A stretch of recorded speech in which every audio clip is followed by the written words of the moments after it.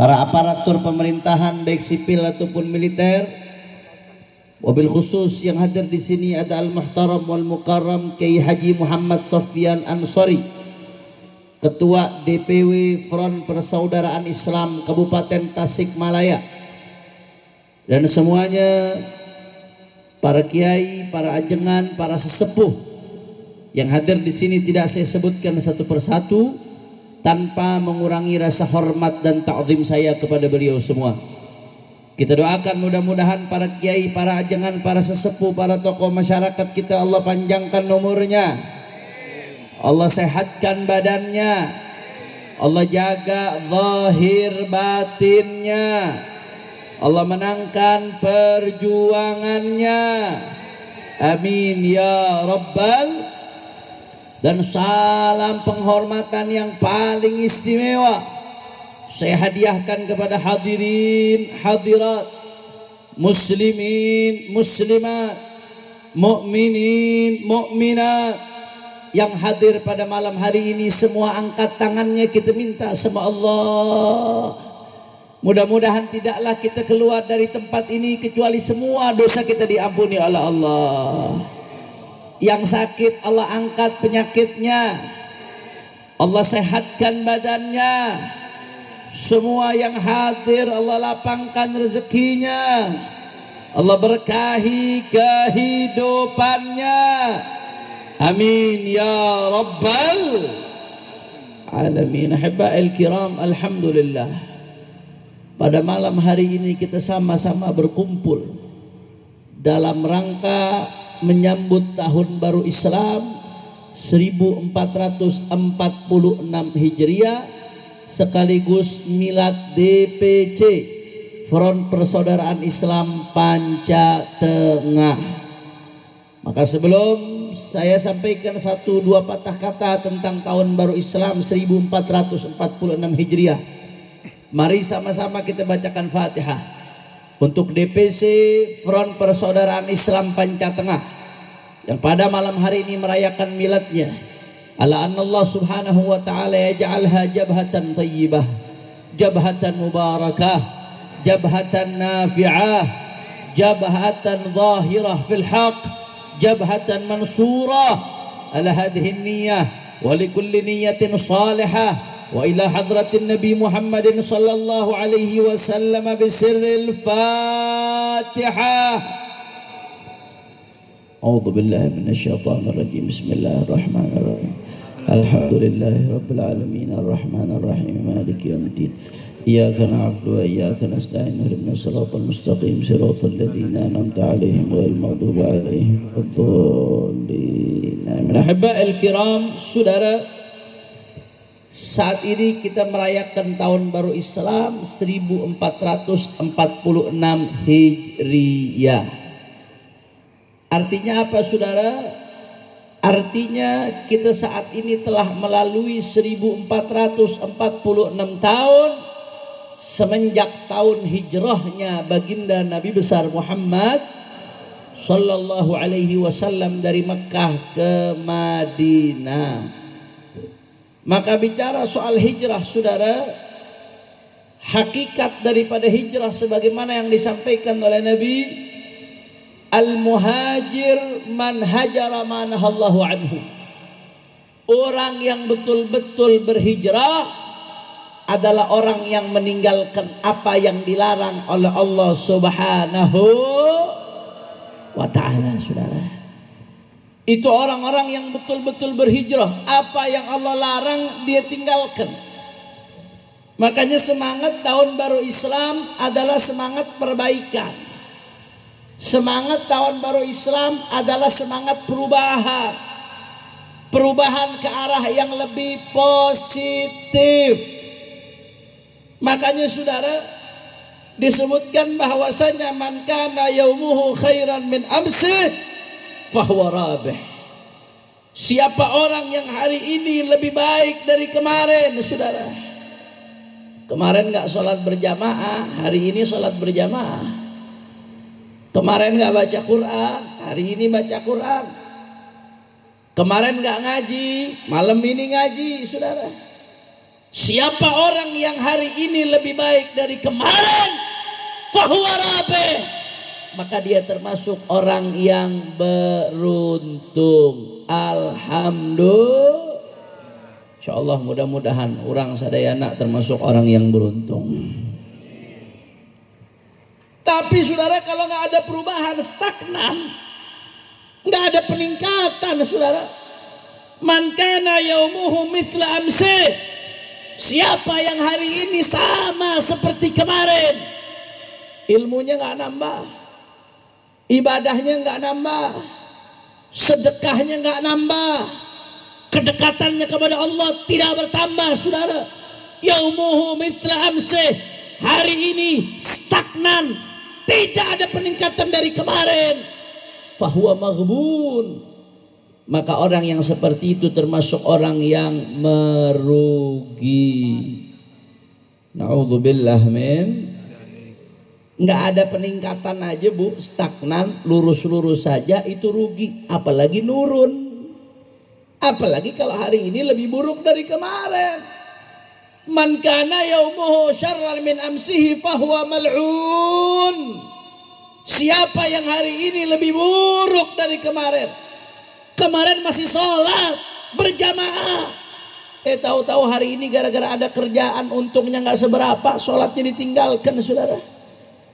Kemarin masih ngaji, hari ini ngajinya ditinggalkan. Kemarin saudara cinta sama ulama, hari ini ulamanya dimusuhi, disuuzoni, saudara. Man kana yaumuhu syarran min amsih, siapa yang hari ini lebih buruk dari kemarin, fahuwa mal'un. Orang yang seperti itu adalah orang yang dijauhkan, diusir dari rahmatnya Allah. Na'udzubillah min. Maka oleh karena itu Bapak Ibu sekalian yang dimuliakan oleh Allah, semangat tahun baru Islam adalah semangat perbaikan. Semangat tahun baru Islam adalah semangat perubahan ke arah yang lebih positif, saudara. Maka oleh karena itu tidak ada perbaikan dan perubahan ke arah yang lebih positif kecuali dengan takwa kepada Allah Subhanahu wa taala. Tidak ada ketakwaan kecuali dengan patuh perintah Allah, menjauhi larangan Allah, patuh perintah Nabi, menjauhi larangan Nabi. Siapapun yang sudah bertakwa, maka berarti hari ini lebih baik dari kemarin, saudara. Hakikat berubah ke arah yang lebih baik adalah meningkatkan ketakwaan kita kepada Allah Subhanahu. Makanya sebelum saya lanjutkan, saya mau tanya semuanya, masyarakat Panca Tengah, jawab yang kompak semuanya. Siap bertakwa kepada Allah? Siap. Orang semangat, gak ada suara. Siap bertakwa kepada Allah? Siap jalankan perintah Allah, siap jauhi larangan Allah. Takbir. Sallu ala Nabi. Allahumma salli wa sallim barik alaihi. Oleh karena itu saudara, saya manfaatkan momen tahun baru Islam ini berkeliling dari kabupaten ke kabupaten untuk evaluasi. Apa sih penyakit yang menjangkit umat saat ini, penyakit masyarakat? Karena salah satu yang menyebabkan berkurangnya ketakwaan umat, semakin mundurnya kualitas umat, ini adalah maksiat, penyakit masyarakat, saudara. Apa sih penyakit masyarakat yang banyak menyakit umat di tengah-tengah masyarakat kita? Sehingga kalau ustadz itu ibarat dokter, dia harus tahu dulu penyakitnya apa. Kalau sudah tahu penyakitnya apa, baru bisa memberikan obat yang tepat, saudara. Maka setelah saya teliti, saya lihat dengan seksama, setidak-tidaknya, sekurang-kurangnya di antaranya saat ini, saudara, ada 3 penyakit masyarakat yang mulai merebak di tengah umat, saudara. Yang 2 pertama sudah merebak, yang ketiga nanti yang akan saya sebutkan bibit-bibitnya baru muncul, saudara. Apa yang 2 pertama, saudara? Yang pertama yang mulai merebak di tengah masyarakat, narkoba. Jawab yang jujur orang Tasik, saat ini narkoba. Ayak loba. Ayak loba. Saya pernah dapat data Pak Bu dari Menkumham. Pernah saya dapat itu data dari Menkumham, data terbuka. Silakan ada buka di berita ada, saudara. Datanya apa? Bahwasanya Itu yang namanya penjara-penjara overload, saudara. Di seluruh Indonesia, penjara itu overload, sudah melebihi batas muatan. Yang harusnya satu kamar itu diisi hanya 7 napi, contoh misalkan. Tapi ini biasanya umumnya di penjara-penjara itu diisinya bisa sampai 15 napi, saudara. Itu saking penuhnya, padatnya, orang tidur kayak ikan asin, Bapak Ibu sekalian. Saking penuh padatnya, udah nggak muat. Dan ternyata dari sekian banyak yang mengisi penjara, lebih dari 50% dari Sabang sampai Merauke adalah kasus narkoba. Masya Allah, lebih dari 50%, Bapak Ibu sekalian. Ini kalau digambarkan seluruh kejahatan itu 100% dan itu ditangkap ke penjara, maka yang kena kasus narkoba lebih dari 50% itu mengisi penjara, saudara. Sisanya baru bagi-bagi kejahatan yang lain dalam KUHP. Sisanya pencurian, perampokan, dan lain sebagainya itu sisanya. Tapi lebih dari 50% kasusnya narkoba. Mulai dari rakyat sampai pejabat, saudara. Belum lama ada kasus Jenderal Bintang 2. Hampir diangkat jadi Kapolda Jawa Timur, saudara. Akhirnya ketangkep kasus narkoba. Divonis seumur hidup penjara. Alhamdulillah. Sampai pejabat-pejabatnya, saudara. Belum lama di Jakarta ada kasus Kombes Melati 3, saudara. Ditangkap di kamar bersama perempuan, bawa sabu-sabu 1 kilo lebih, saudara. Masya Allah, mulai dari rakyat sampai pejabat. Bahkan saya dulu, Pak Bu, waktu saya mondok di pondok pesantren Bareskrim Mabes Polri, saudara. Tahu, orang Tasik tahu pondok pesantren Bareskrim Mabes Polri. Penjara. Waktu saya di penjara, satu kamar dengan ayah saya Sayyidil Walid Al-Habib Muhammad Rizik bin Hussein bin Syihab, mudah-mudahan beliau dijaga oleh Allah Ta'ala. Itu walaupun kasus kami kasus yang kental dengan unsur politik, kasusnya dituduh menyebarkan berita bohong yang sekarang pasalnya udah dihapus oleh MK, saudara. Udah bebas, pasalnya baru dihapus, saudara. Itu tapi kami ditaruhnya di blok penjara narkoba. Jadi satu tahanan itu semuanya tahanan narkoba kecuali saya dan Habib Rizik dan Ustaz Sobri Lubis bertiga, saudara. Akhirnya alhamdulillah Allah berikan kami kesempatan untuk mendidik para tahanan-tahanan, para napi-napi jadi seperti santri. Alhamdulillah. Akhirnya mereka curhat, mereka terbuka kepada kami. Habib, ini yang namanya penyebaran narkoba tidak main-main, Habib. Kami mengedar, kata mereka. Itu mereka ada yang ngedarnya di sekolah, bahkan di SMP. Bahkan ada sampai anak SD, saudara, yang dicekoki, saudara. Di kampus-kampus, sampai ke buruh, sampai ke pekerja-pekerja, disebarkan luar biasa narkoba. Jawab yang keempat, masyarakat Panca Tengah, ini narkoba menyebar, bahaya atau tidak? Bahaya atau tidak? Bukan hanya narkoba, Pak Bu, ini belakangan ada yang dahsyat juga. Bahkan saat ini lebih banyak dari narkoba. Apa yang kedua yang gak kalah banyak? Judi online.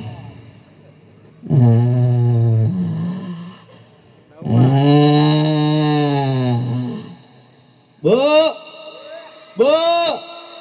ini ibu-ibu banyak yang jawab cuma sedikit. Jangan-jangan kuntilanak ini saya. Bu, jawab Bu, yang kena judi online saat ini ayak loba. Ayak loba. Ayak loba. Judi online luar biasa, saudara. Di mana-mana. Kemarin PPATK mengeluarkan data. PPATK mengeluarkan data di DPR dan DPRD saja lebih dari 1000 kasus judi online, saudara. Apalagi di bawah. Ada kiai, ada habib datang kepada saya.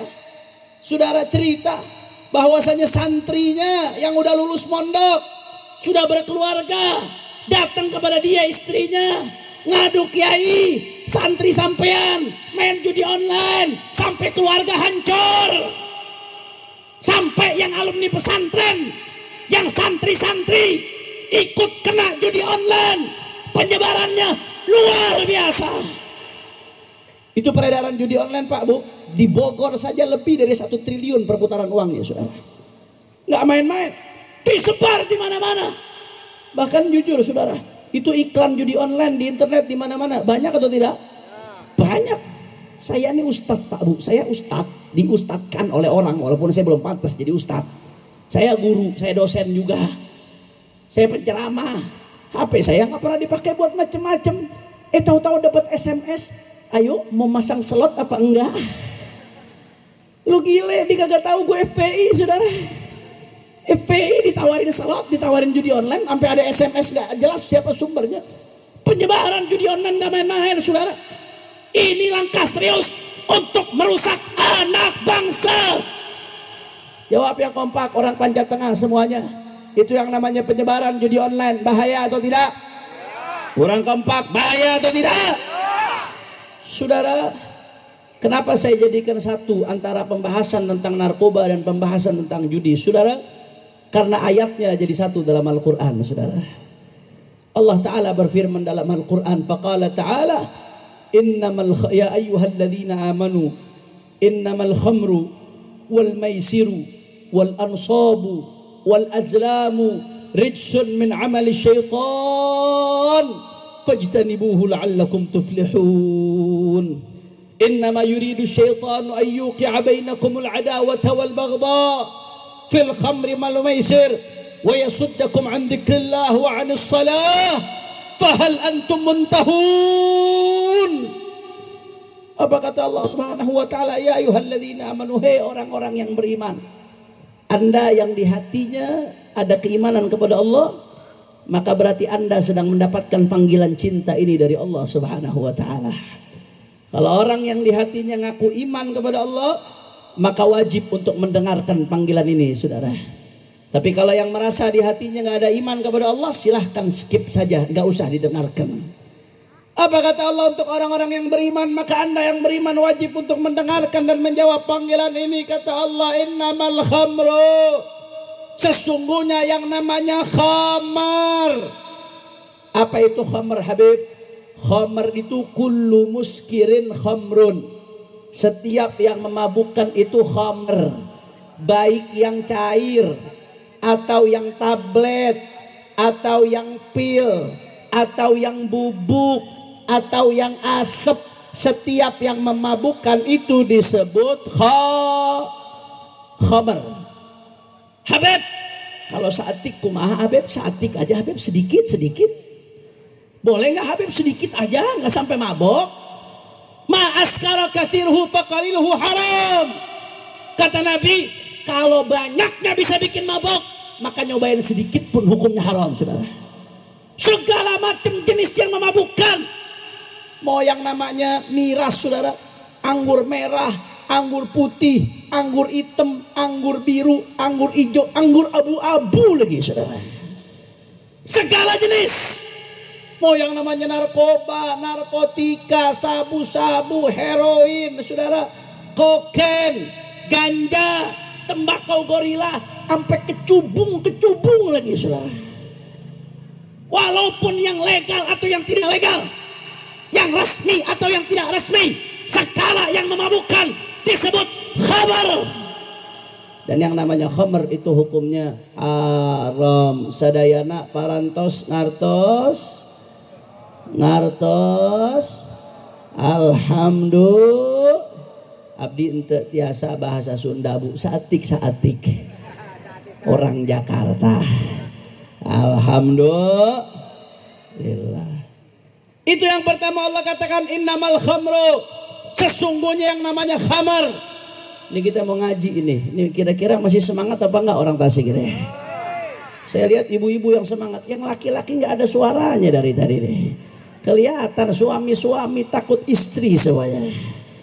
Kira-kira semangat atau tidak? Siap ngaji? Coba saya pengen dengar semuanya, Panjat Tengah semuanya angkat tangannya, takbir, takbir, takbir. Sallu ala nabi.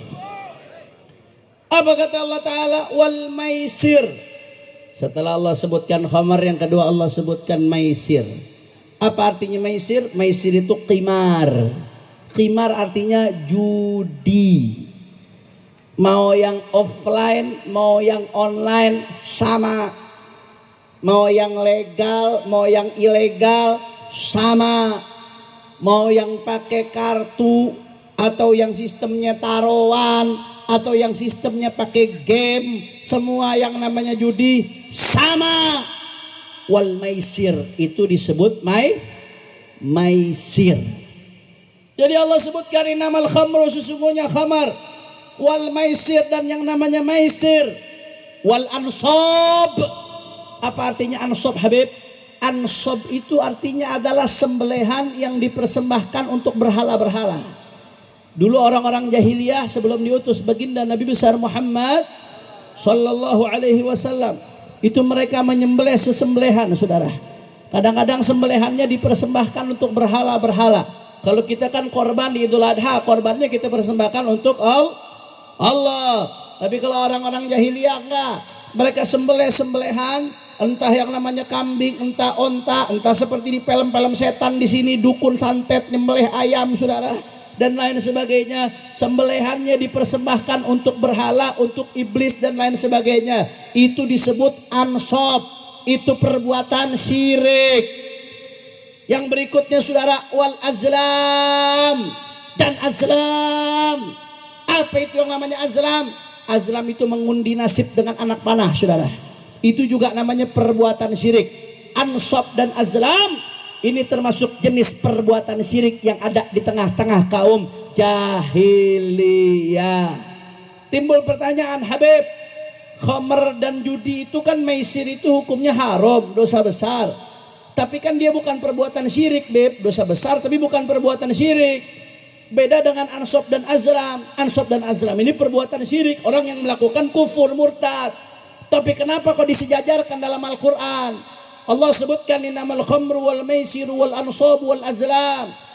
Khamr dan judi yang perbuatan dosa besar bukan syirik, disejajarkan dengan ansab dan azlam yang merupakan perbuatan syirik. Al-Imam Al-Baydawi dalam tafsir Baydawinya menjelaskan, saudara. Kata Imam Baydawi, sebetulnya di ayat ini yang ingin dijelaskan adalah hukumnya khamr dan maisir, saudara. Hukumnya khamr dan judi. Tapi Allah pengen tunjukkan betapa buruknya khamr dan judi, sampai-sampai Allah sejajarkan dengan azlam, dengan ansab, dengan perbuatan syirik. Saking buruknya khamr dan judi, sampai Allah sejajarkan dengan perbuatan syirik.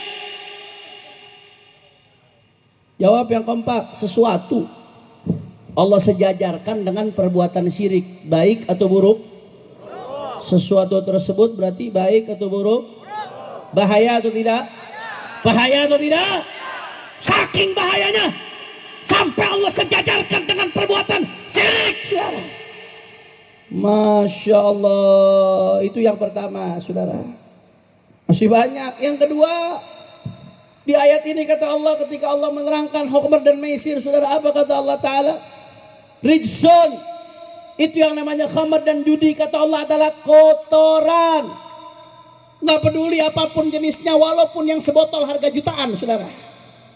Walaupun mainnya bintang-bintang hotel bintang 5, walaupun resmi legal, tapi Allah katakan rijsun, kotoran.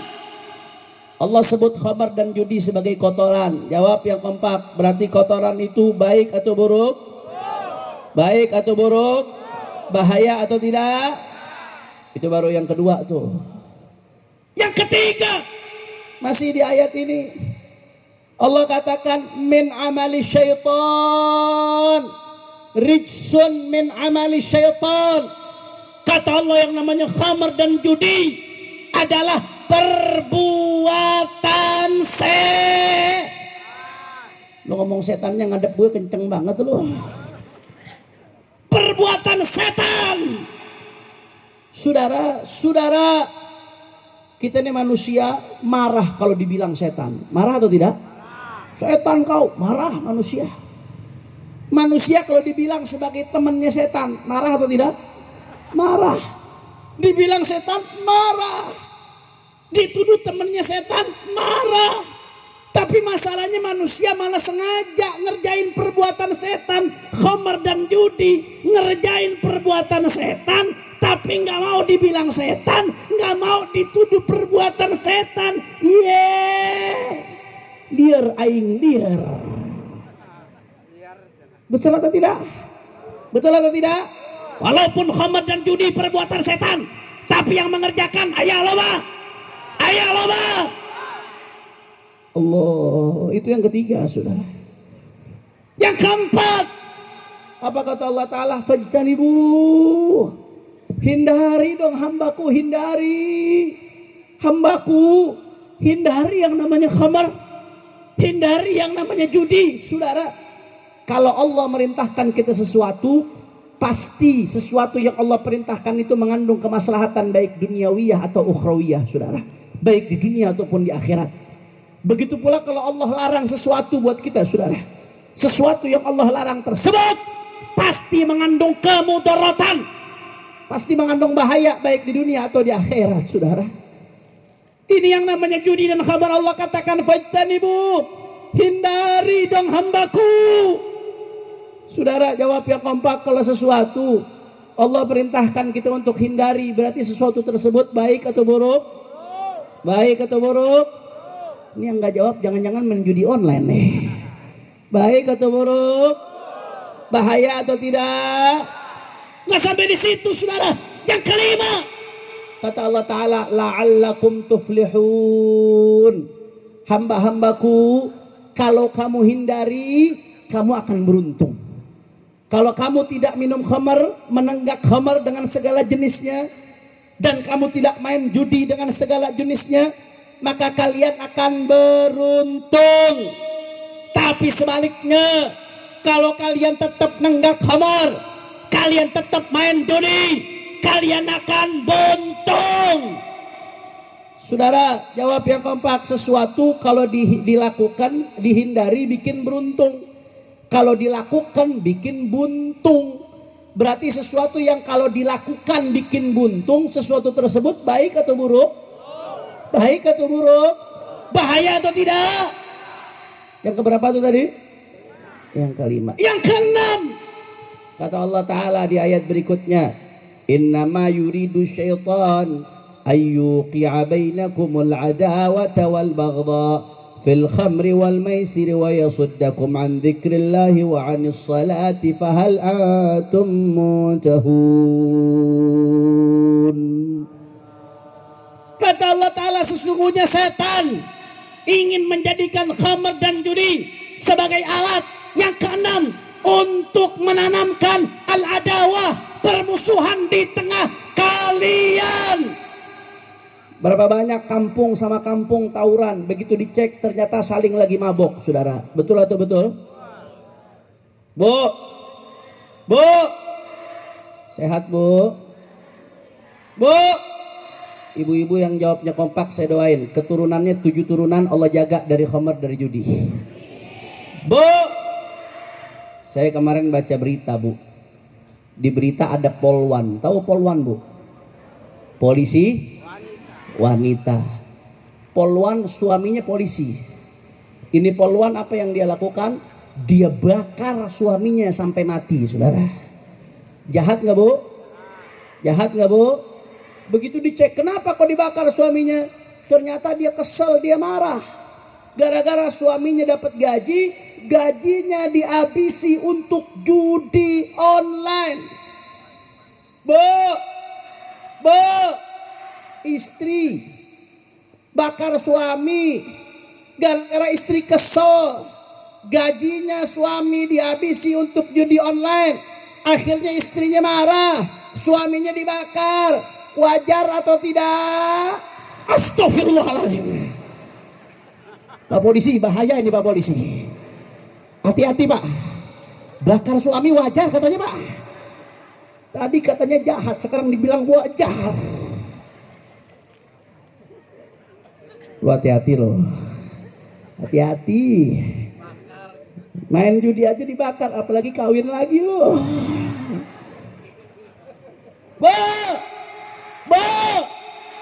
Jahat atau tidak?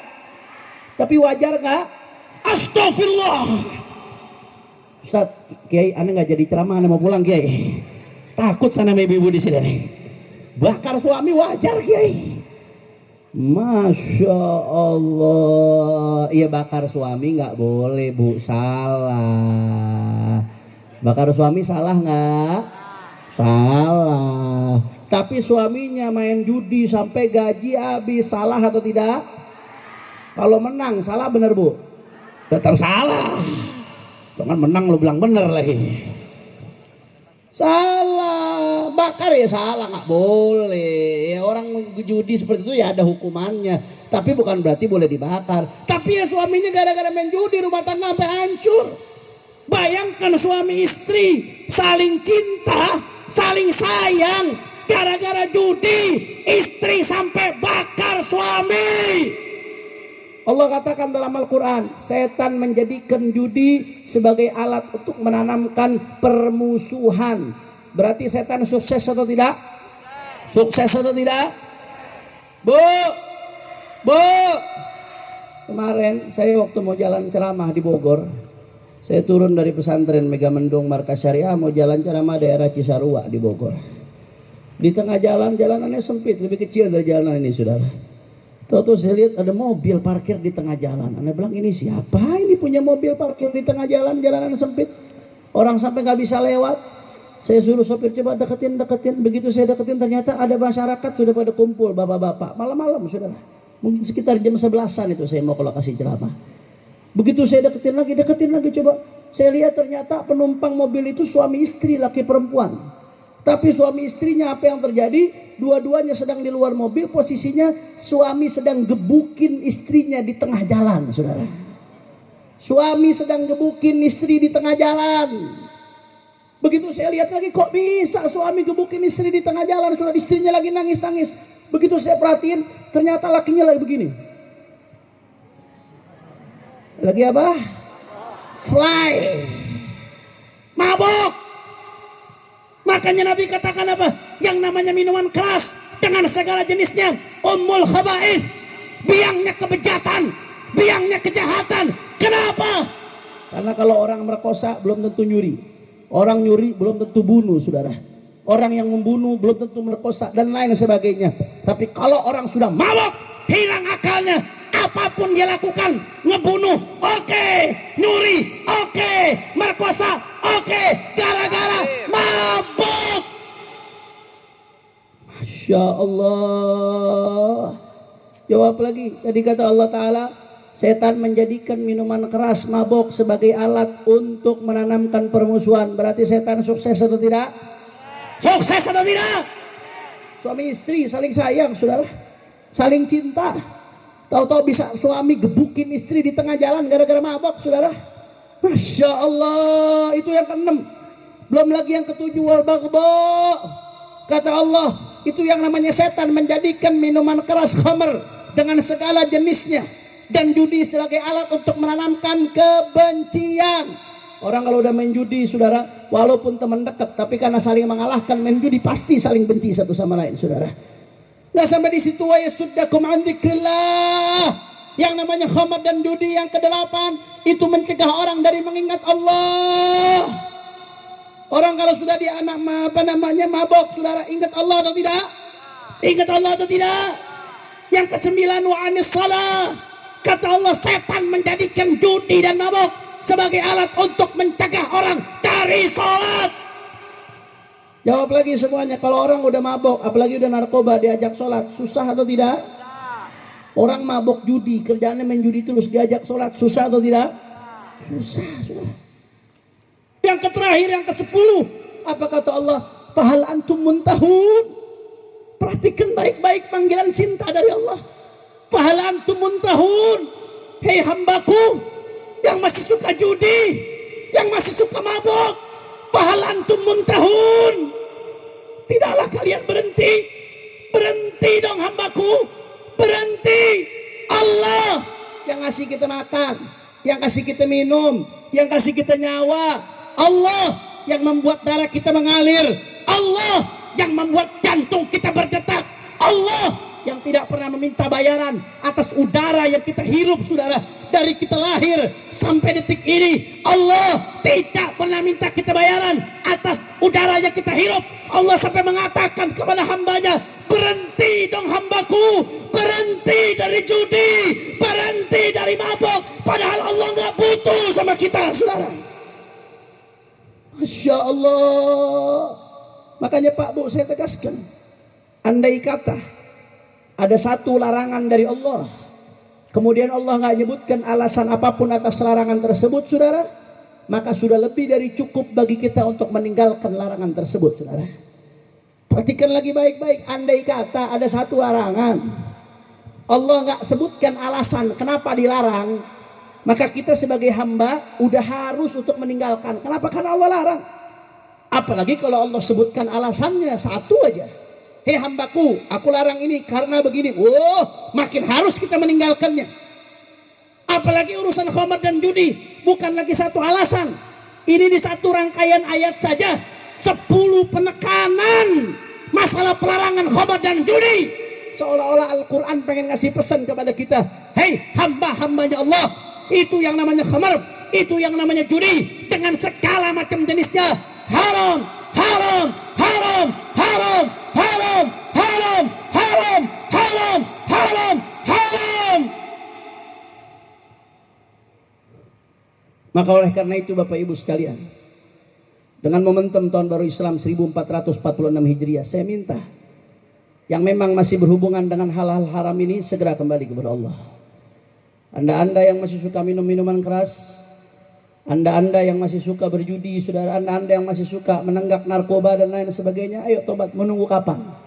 Siapa yang jamin Anda bisa tobat sebelum mati kalau nggak segera tobat? Berapa banyak anak-anak muda yang kena narkoba, OD, overdosis, padahal masih muda, saudara, mati dalam keadaan su'ul khatimah.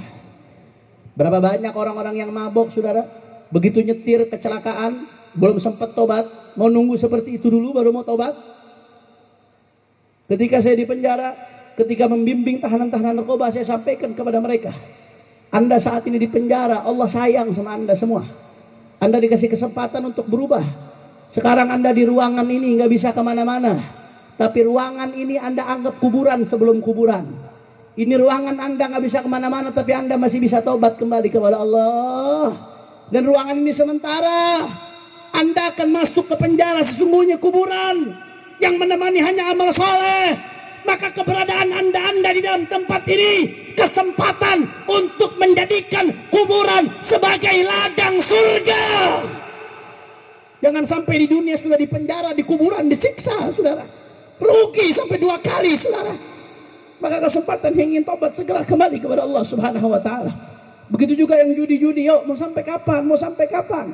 Anda hasil judi makan haram, mau sampai kapan? Itu makanan haram yang Anda makan, itu yang buat Anda susah sholat, itu yang buat Anda susah puasa, itu yang buat Anda gampang maksiat. Anda makanan haram hasil judi, dibawa ke rumah, dikasih makan ke anak, anaknya nggak mau sholat, anaknya durhaka ngelawan sama orang tua, saudara. Dikasih ke istri, istrinya durhaka sama suami, saudara. Musibah gara-gara uang haram.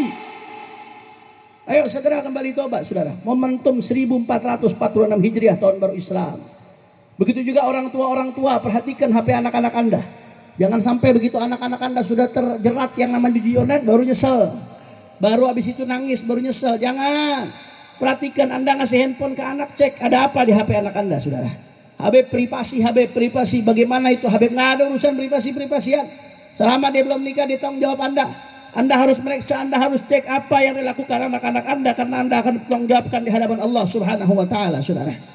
Apalagi kalau sudah mulai terlihat tanda-tanda disuruh sholat susah, ini susah, itu susah, suka menyendiri dan lain sebagainya. Perhatikan apa yang terjadi dengan anak-anak Anda. Begitu juga lembaga-lembaga pendidikan dan semua yang punya instansi satuan. Tolong periksa orang-orang yang ada di bawah Anda. Jangan sampai terlibat hal-hal haram seperti ini. Setelah itu baru nyesal selama-lamanya, saudara. Masya Allah. Dan kami minta secara serius dengan tulus kepada pemerintah Republik Indonesia, tolong serius tangani yang namanya narkoba, tolong serius tangani yang namanya judi. Ya, kami mengapresiasi, terima kasih banyak kepada kepolisian, kepada BNN. Ketika Anda menangkap yang namanya kurir-kurir narkoba, menangkap yang namanya pengedar-pengedar narkoba, bandar-bandar kecil kalian tangkap, bagus. Kami mengapresiasi, mereka harus ditangkap untuk memberikan efek jerah, dan kita berharap di penjara mereka berubah. Betul? Betul.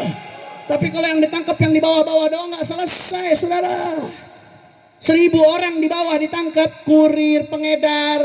Tapi kalau bos-bosnya yang mengendalikan triliunan nggak ditangkap, saudara, 1000 orang ditangkap pengedar, mereka akan hadirkan 1000 pengedar yang lain, saudara. Kalau mau selesai, cabut sampai ke akar-akarnya, telusuri sampai mafia-mafia besar di atas, saudara. Jangan dibiarkan, cabut sampai ke akar-akarnya, saudara. Habib nggak ketemu, Beb. Susah, Beb. Di mana, Beb? Mereka, Beb, nggak tahu, Beb. Kata siapa yang nggak ketemu? Itu yang namanya kurir-kurir yang ketangkep. Ada yang ketangkapnya di hutan, saudara. Ada yang ketangkapnya di gunung. Ada yang ketangkapnya di tengah laut, di perahu, saudara. Ada yang ketangkapnya di pulau. Kurir-kurir kecil bisa ketangkep di tempat yang jauh-jauh.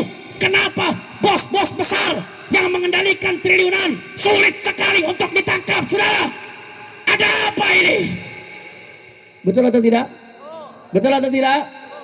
Begitu pula judi. Kami mengapresiasi Polri. Terima kasih banyak. Mudah-mudahan Allah membalas jasa-jasa Anda.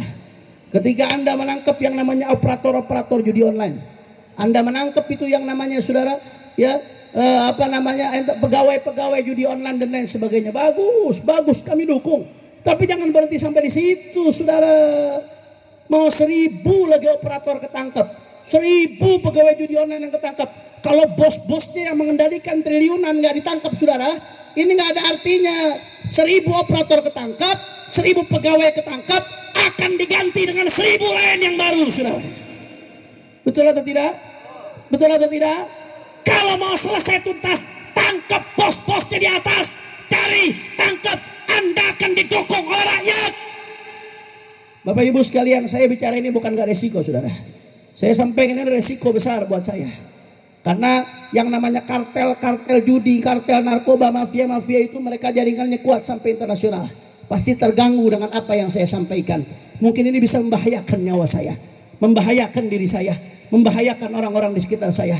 Tapi nggak ada urusan, saudara. Kalau saya diam akan jauh lebih bahaya. Bahaya buat anak-anak kita, bahaya buat keturunan-keturunan kita, bahaya buat cucu-cucu kita, bahaya buat murid-murid kita. Maka oleh karena itu nggak ada urusan, saudara. Saya nggak peduli. Saya sudah berikrar untuk berjuang sampai tetes darah penghabisan, saudara. Nggak ada urusan saboting apapun yang terjadi, mau dicaci, mau dimaki, mau dihina, mau diteror, mau dipenjara, mau dibunuh sekalipun, saudara. Kaki jadi kepala, kepala jadi kaki, mati bersimpah darah, jangan pernah mundur sampai tetes darah penghabisan, saudara. Allahu Akbar, Allahu Akbar, Allahu Akbar. Semua Tasikmalaya jawab yang kompak, siap perang dengan judi. Orang kompak, rakyat Indonesia siap perang dengan judi, siap perang dengan narkoba, siap perang dengan minuman keras, siap perang dengan kemungkaran. Nanti ente diteror preman. Jawabnya apa? Sabodoting. Jawabnya apa? Sabodoting. Kurang kompak. Jawabnya apa? Kurang semangat. Jawabnya apa? Nanti diteror preman, nanti dikejar-kejar, nanti dibunuh. Maju terus, yakin, betul.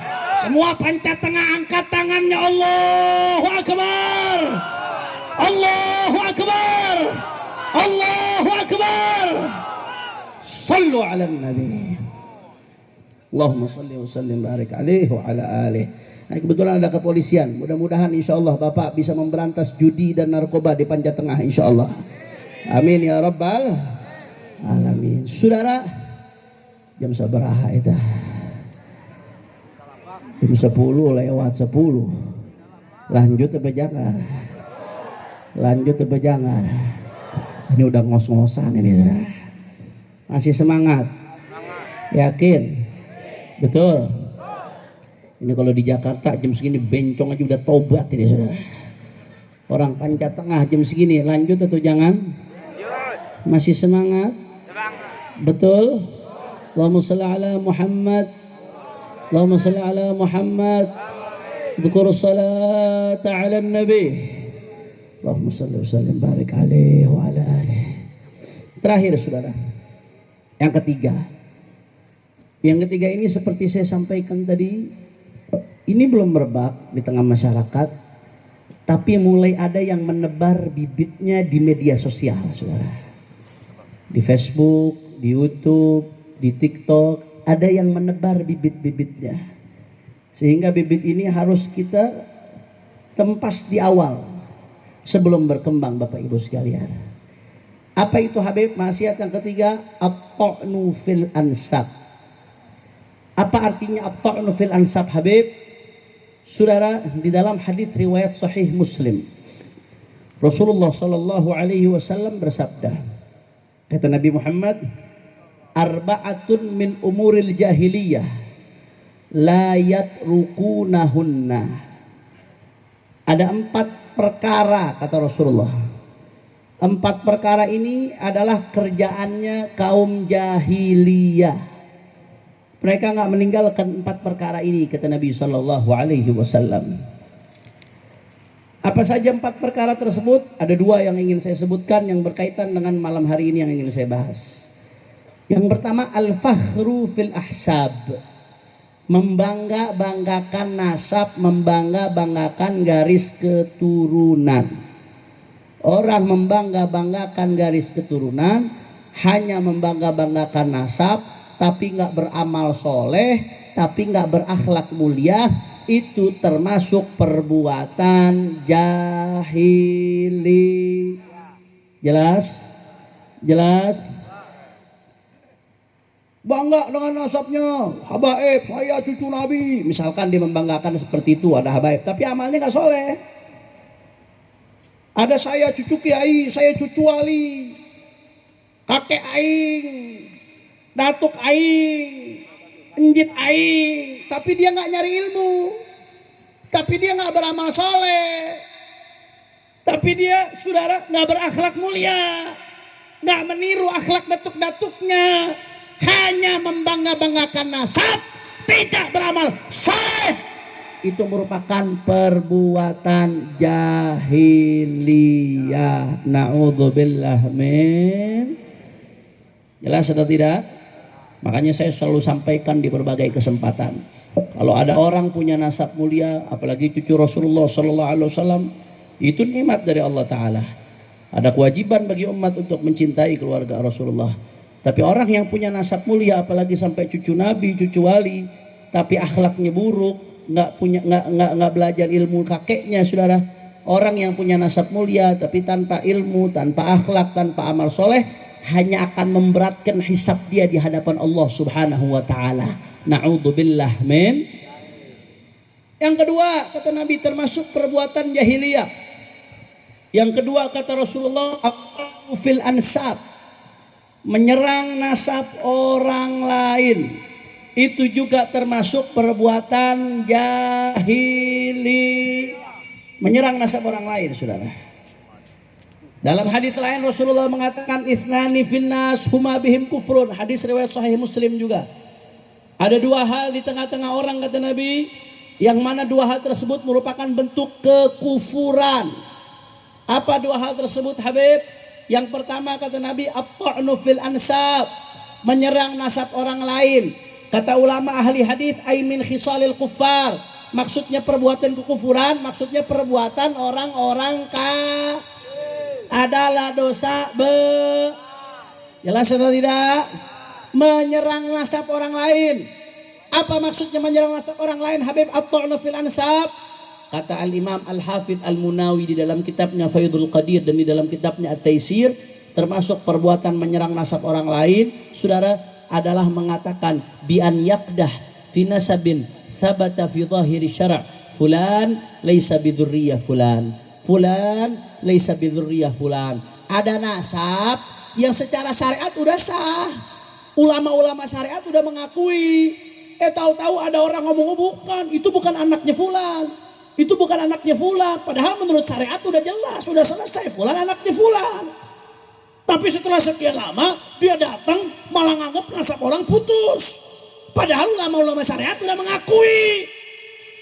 Ini yang seperti ini disebut at-ta'nu fil ansab, atau yang disebut dengan perbuatan jahili. Sadayana parantos ngartos.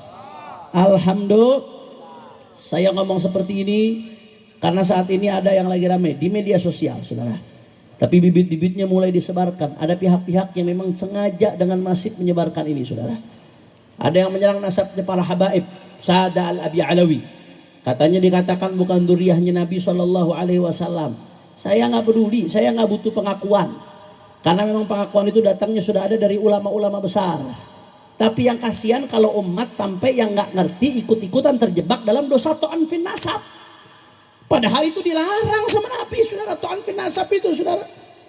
Dan nasab Sada Ba'alawi ini diakui oleh para ulama dari dulu. Dari ratusan tahun yang lalu. Saya neliti Pak Bu, itu pengakuan bahwasanya Ba'alawi ini nasabnya sahih.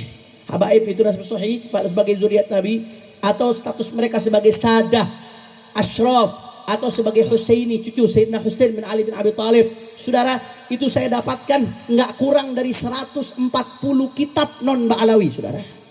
Tidak kurang, saking banyaknya ulama yang mengakui. Mulai dari Al-Imam Al-Janadi dalam kitabnya As-Suluk fi Tabaqatil Muluk. Kemudian setelah itu, saudara, ada namanya Al-Imam Al-Khazraji dalam kitabnya Al-Iqdul Fakhir. Begitu pula Al-Imam Asy-Syarji Az-Zabidi yang ngarang kitab Tajridus Sharih, Mukhtasar Sahihul Bukhari.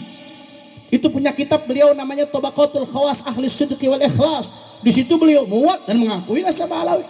Itu kitabnya At-Tajridus Sharih, itu dipakai di pesantren-pesantren Salafi di Indonesia, saudara. Juga Imam Husain bin Abdurrahman Al-Ahdal punya kitab namanya Tuhfatuz Zaman. Tuhfatuz Zaman ini bukan kitab sembarangan. Tuhfatuz Zaman kata Imam Sakhawi dijadikan rujukan oleh Imam Ibnu Hajar Al-Asqalani. Itu kitab Tuhfatuz Zaman.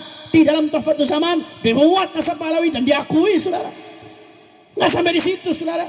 Itu kemudian ada namanya Imam Abdurrahman Al-Khatib, ulama Hadramut. Ibnu Hajar Al-Haytami, ulama besar mazhab Syafi'i, gurunya pengarang Fathul Mu'in. Kalau Fathul Mu'in mengatakan qala syekhuna, berarti Ibnu Hajar. Ibnu Hajar itu menegaskan Ba'alawi itu alul bait, keluarga Rasulullah sallallahu alaihi wasallam. Begitu juga Imam Sakhawi dalam kitabnya Adwaul Ulama, ulama besar Imam Sakhawi. Begitu juga saudara Al-Imam Ibnu Iman Al-Hambali dari madhab Hambali. Kemudian Al-Imam Al-Muhbi dalam kitabnya Khulasatul Athar. Al-Imam Amir As-San'ani, saudara, pengarang kitab Subulus Salam, Syarah Bulughul Maram yang dipelajari di pesantren-pesantren. Beliau punya satu kitab, di kitabnya tersebut yang masih maktub, beliau mengatakan haula Ba'alawi, para habaib itu alul bait, keluarga Nabi, bila raibin aqlan wa syar'an wa urfan, tanpa keraguan sedikit pun. Ini ulama-ulama yang mengatakan, saudara. Termasuk Al-Imam Nabhani, guru daripada Kiai Hasyim Asy'ari, mengatakan Sada Ba'alawi as-sahwa ahlul baiti nasaban. Termasuk Asy-Syarqawi yang ngarang Hasyiah Syarqawi menyebut Ba'alawi sebagai Husaini. Termasuk Al-Imam Bakri Syata, pengarang daripada I'anatut Talibin, itu punya kitab, beliau menulis biografi gurunya yang namanya Said Ahmad Zaini Dahlan. Di dalamnya beliau muat salah satunya bahwasanya Ba'alawi adalah sadah, yaitu mereka keturunan baginda Nabi besar Muhammad. Belum lagi ulama-ulama Indonesia, saudara. Syekh Nawawi Al-Bantani dalam kitabnya Syarah Uqudul Lujain secara jelas. Begitu pula ulama-ulama lain, Hadratus Syekh Hasyim Asy'ari selalu menyebut Ba'alawi dengan sebutan Sayyid. Padahal Syekh Hasyim Asy'ari pernah mengeluarkan qarar, sebutan Sayyid hanya khusus untuk keluarga Nabi, saudara, Al-Husaini dan Hasani. Begitu juga Kiai Mahfud At-Turmusi, begitu pula Kiai Haji Soleh Darat, begitu pula saudara para ulama-ulama lain. Syekh Yasin Al-Fadani menyebut Ba'alawi sebagai Husaini. Kiai Haji Maimun Zubair, saya ngumpulin Pak Bu, itu nggak kurang dari 140 ulama selama beratus-ratus tahun, saudara. Bahkan nggak sampai di situ, saya baru dapat lagi seorang dari Oman nulis kitab, saudara, tentang Sada Ba'alawi. Dia menemukan lebih banyak lagi, menemukan nggak kurang dari 170 referensi dari luar Ba'alawi dan Ba'alawi yang mengakui keabsahan nasab Ba'alawi atau status mereka sebagai sadah atau status mereka sebagai Husaini. 170, saudara. Tahu-tahu ada orang datang namanya Imad bin Sarman, saudara. Datang tahu-tahu memain batal-batalkan. Saya nggak butuh pengakuan dia. Pengakuan itu udah datang dari ulama-ulama besar. Cuman ini menyesatkan umat. Ini menyebabkan sebagian orang tanpa disadari jatuh dalam dosa ta'an fin nasab. Udah gitu dia teriak-teriak mengatakan, siapa yang mau debat dengan saya selama 3 hari 3 malam, saudara. Akhirnya saya ladeni, ayo kita debat, saudara. Begitu Kesultanan Banten mengadakan debat saudara forum, saya datang untuk meladeni imat debat saudara. Akhirnya apa yang terjadi? Padahal debatnya di Banten, nggak jauh dari rumah dia. Orangnya kabur saudara. Unyil.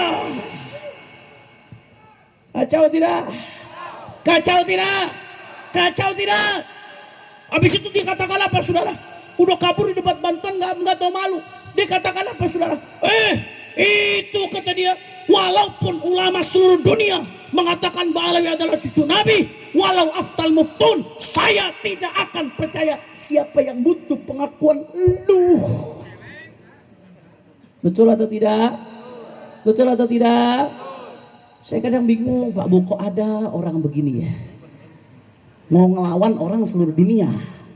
Orang-orang dulu tuh ulama malu kalau ngelawan jumhur atau syad, apalagi kharikul ijma, malu orang-orang dulu.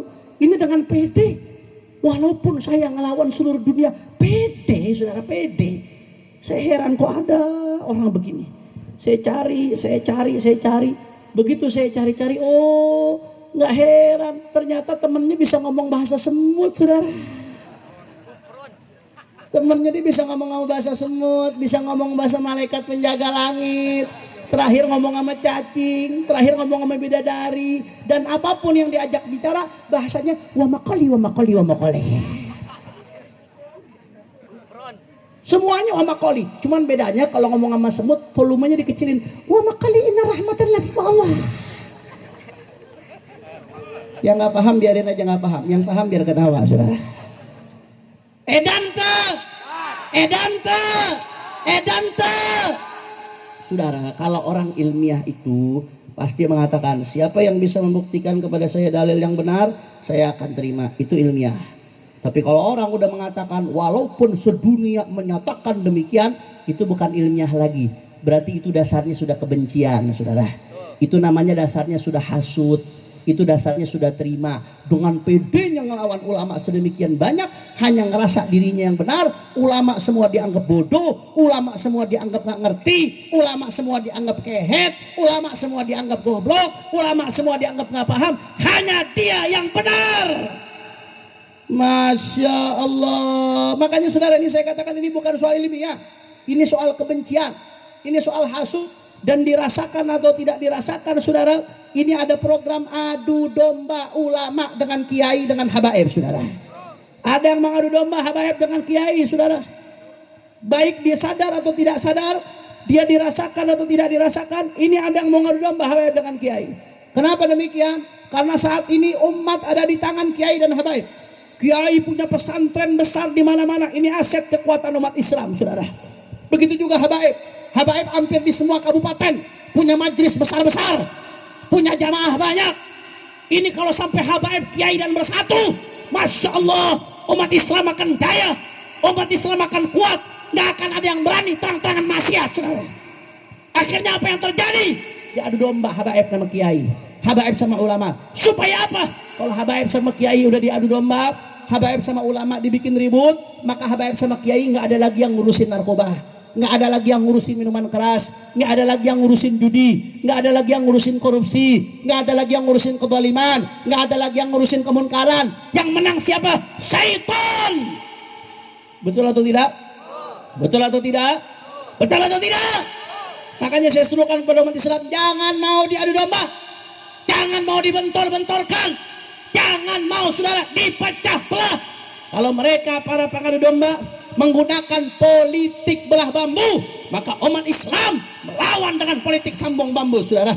Kalau mereka menggunakan politik pecah belah, maka kita lawan dengan politik persatuan. Kalau mereka saudara menggunakan politik daripada adu domba, maka kita lawan dengan politik silaturahmi. Ini perbuatan-perbuatan ujaran kebencian atas nama suku adalah perbuatan rasis, mengancam Bhinneka Tunggal Ika, mengancam daripada Pancasila. Kita Indonesia, kita satu. Maka siapapun yang ingin mecah belah Indonesia, yang ingin menghancurkan Indonesia, yang ingin mencerai-beraikan Indonesia, tidak peduli siapapun dia, akan kita lawan sampai tetes darah penghabisan saudara.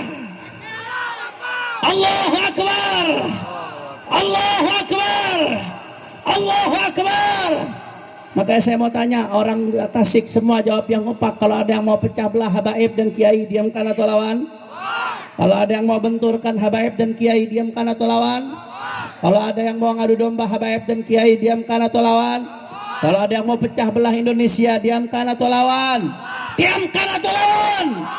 Masya Allah, kita jaga persatuan Indonesia. Setuju? Setuju? Setuju? Kalau saya katakan bila Islam bersatu, semua jawab yang kompak. Tak bisa dikalahkan bila Islam bersatu. Kurang kompak nih, jangan-jangan ada pengikut Mama Gupro nih lah.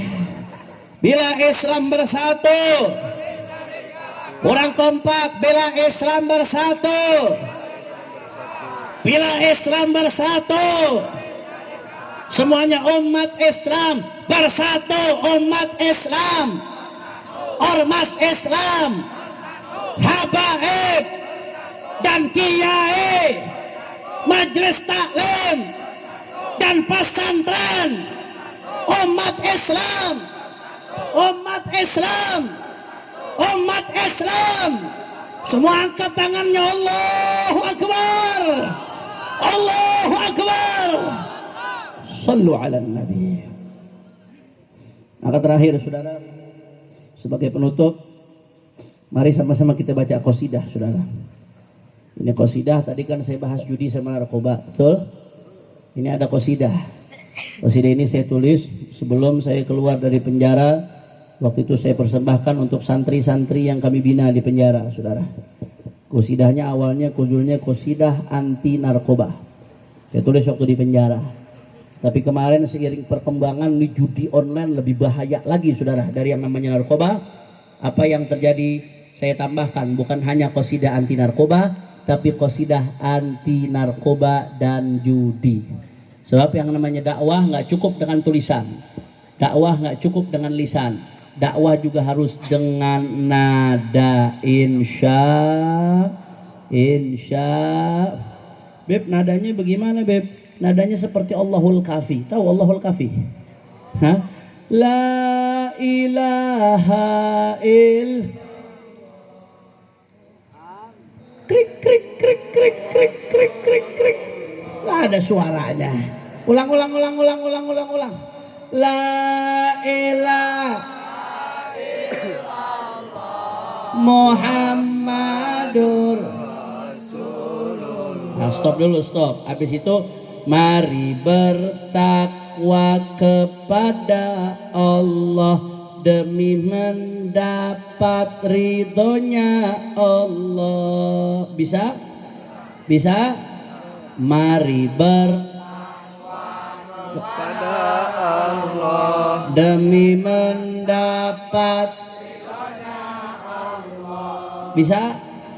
Bisa? La ilaha Muhammadur, mari bertakwa demi mendapat. Nah, nanti begitu masuk ke qasidahnya, nanti awal-awal 3 bait pertama semuanya di akhir narkoba yang kenceng, ngomongnya yang kenceng biar bandar-bandar narkoba liar kabeh. Setuju? Setuju? Narkoba yang keras, semuanya yang kompak. Saya doain yang kompak Allah jaga dan narkoba sampai 7 turunan insyaallah.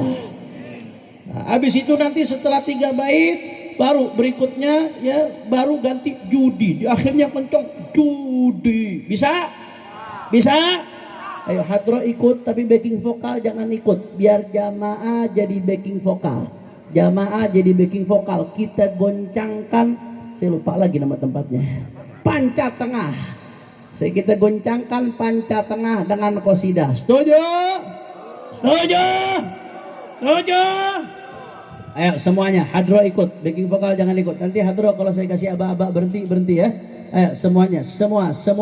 La ilaha illallah. Mari bertakwa kepada demi mendapat ridhanya. Semua la ilaha.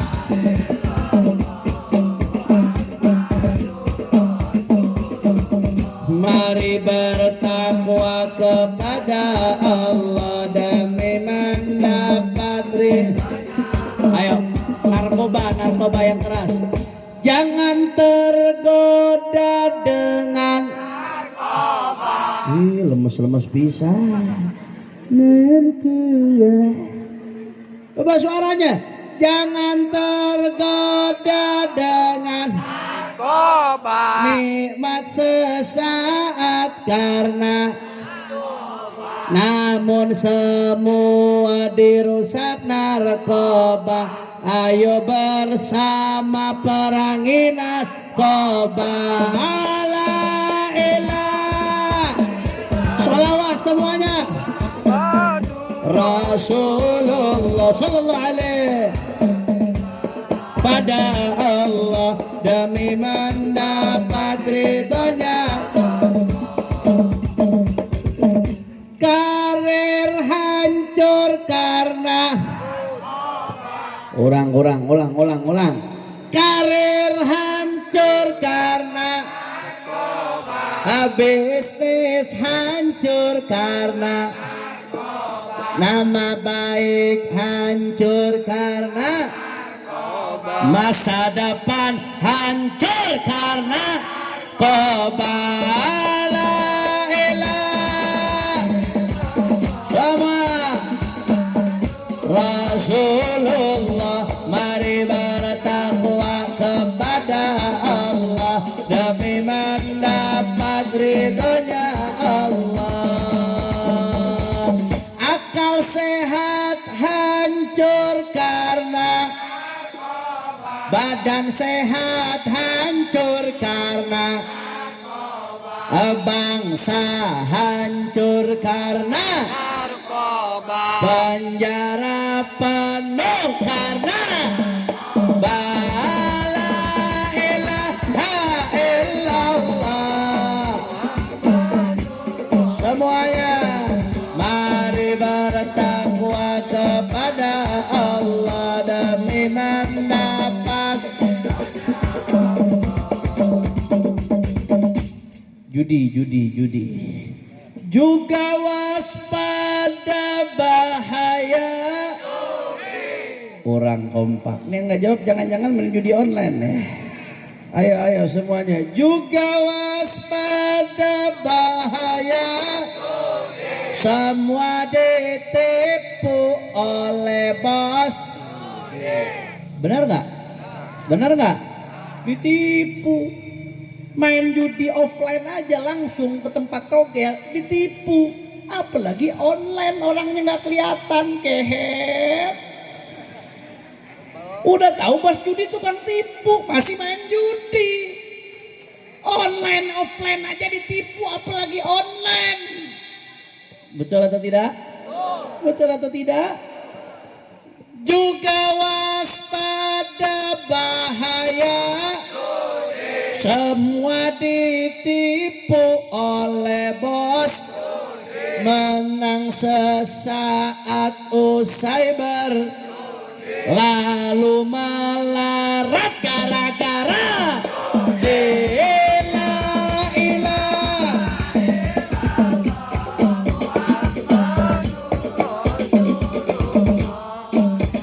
takwa kepada Allah demi mendapat ridhonya. Pelajar hancur karena usaha bangkrut gara-gara terlilit pinjol karena betul nggak? Kalau udah judi ujung-ujungnya pinjol. Udah pinjol habis itu dipakai lagi buat judi. Habis itu apa lagi? Pinjol lagi. Habis itu apa lagi? Habis itu udah pinjol judi kalah, pinjol lagi judi lagi, pinjol lagi judi lagi, sampai kelit utang, ujung-ujungnya bunuh diri. Betul atau tidak? Gara-gara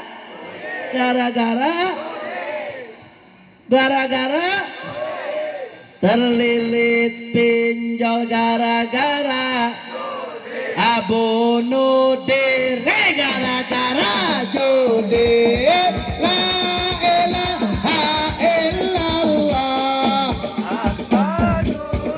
Rasulullah, mari bertakwa kepada Allah demi mendapat ridhonya Allah. Dunianya hancur karena akhiratnya hancur karena taubatlah para pemain, cari yang halal jangan berjudi. La ilaha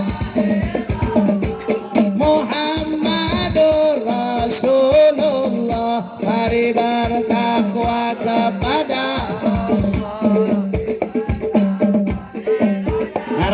narkoba. Zikir penjaga dari salat solusi dari, ingat keluarga sebelum, ingat neraka sebelum narkoba. La ilaha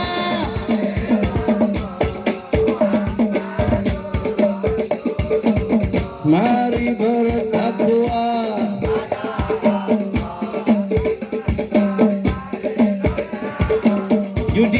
Judi yang keempat terakhir, jagalah diri dari, jaga keluarga dari, negara harus berantas, marilah kita perangi judi. La ilaha illallah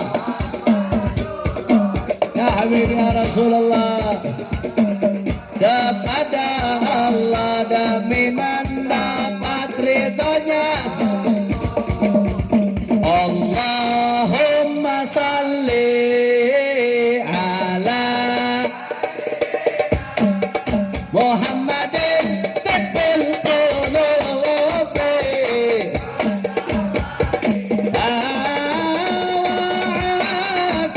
afiyatil abdani wa shifaiha wa nuril wa diyaiha wa ala wa sallim. Allah orang kompak, Allah ala Muhammadin tibbil qulubi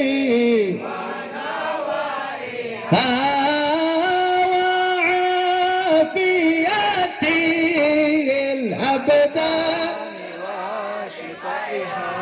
wa nuril wa diyaiha wa ala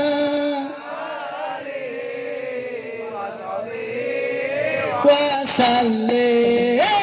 Allah, mari kompak semua terakhir. Yang sakit mudah-mudahan disembuhkan oleh Allah. Qulubi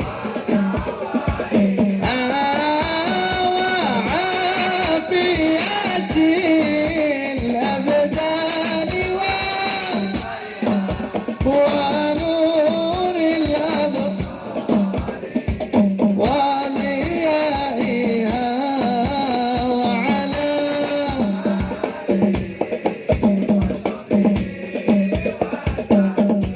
Semua angkat tangannya, takbir, takbir, takbir. Sallu ala nabi. Allahumma ja'al jam'ana hadha jam'an marhumah wa tafarruqana min ba'dihi tafarruqan ma'suma wa la taj'al ahadan fina wala minna wala ma'ana syaqiyan wala mahruma. Allahumma hdina bihudak waj'alna mimman yusari'u fi ridhak wa la tuwallina waliyan siwak wa la taj'alna mimman khalafa amraka wa 'asak واقض لنا ولوالدينا ولأولادنا ولمشايخنا ولأحبابنا حاجات Semua angkat tangan, tundukkan kepala, semua minta kabulkan hajat-hajatnya oleh Allah Ta'ala. Semua dalam hati minta sama Allah Ta'ala. InsyaAllah Allah kabulkan berkat Nabi Muhammad. Amin.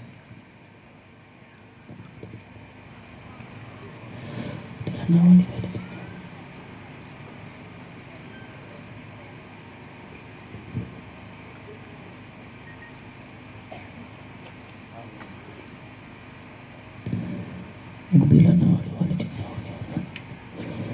ولأحبابنا حاجات السيارة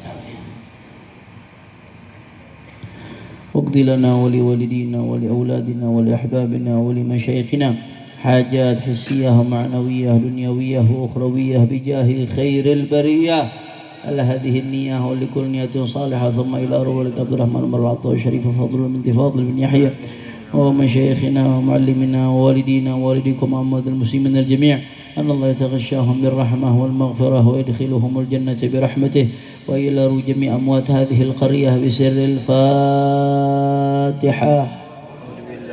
أعوذ بالله من الشيطان الرجيم. بسم الله الرحمن الرحيم. الحمد لله رب العالمين الرحمن الرحيم مالك يوم الدين إياك نعبد وإياك نستعين اهدنا الصراط المستقيم صراط الذين أنعمت عليهم غير المغضوب عليهم ولا الضالين آمين. Sebelum saya tutup, jamaah jangan ada yang bergerak karena di sini masih ada ceramah lagi dari Kiai Haji Muhammad Sofyan Ansori. Siap sampai tuntas? Siap sampai habis? Allahumma sholli ala Muhammad. Jangan ada yang bergerak, jangan ada yang bubar. Ya, saya mau mengingatkan besok insya Allah ada tabligh akbar besok malam bersama Imam Besar Al Habib Muhammad Rizik bin Husain bin Syihab di rumah Tasik Ciawi Tasik. Insya Allah Imam Besar Habib Rizik akan hadir langsung dan menyampaikan tausiahnya di tempat tersebut. Siap hadir? Jauh dari sini perjuangan tapi. Nah, yang kedua hari Senin siang Kiai ya. Senin siang di mana Kiai? Di mana tempat antum? Cangkudui. Di Al Mubarak Cangkudui, Kabupaten Tasik di tempat Kiai Ansori. Itu Senin siang. Insya Allah yang menyampaikan tausiah juga Imam Besar Al Habib Muhammad Rizik bin Husain bin Syihab. Ya, kita bacakan Fatihah. Mudah-mudahan beliau diberikan sehat wal afiah sehingga bisa hadir di semua rangkaian tabligh akbar ini. Ala hadhihi niyah al-Fatihah. Bismillahirrahmanirrahim.